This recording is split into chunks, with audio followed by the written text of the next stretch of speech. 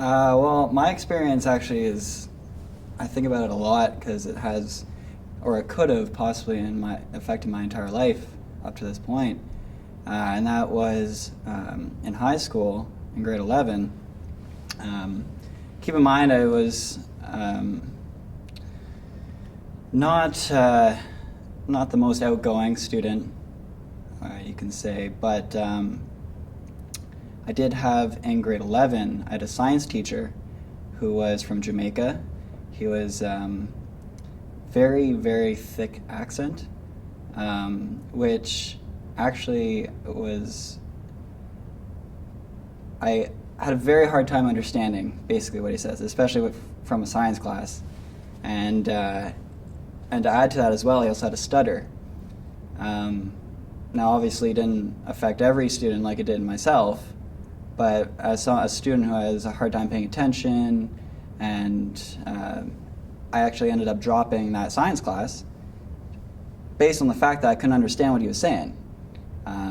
I couldn't follow along. Don't get me wrong, he was a fantastic teacher, great person, but just that barrier from his accent alone, I had a very hard time understanding him.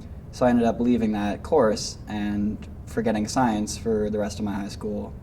And I wasn't a scientist, but I enjoyed the class and I was eager to learn. But I'd rather not fail the course and have that on my transcript than, keep it. And actually, the following year in grade 12, I was in a calculus class, and my teacher, again, same, great person. Students loved him, but he was a Hindu background and had a very strong Hindu accent, very, very thick.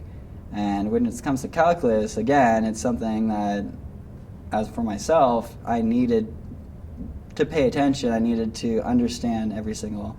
It might have taken me a bit longer, and with that barrier again, I ended up dropping calculus and math for the rest of high school. So I often think what the possibility could have been if I had not necessarily a Caucasian, but just an easier to understand teacher in both aspects, and I wonder where I could have gone with that. I stuck with the sciences and the calculus. So.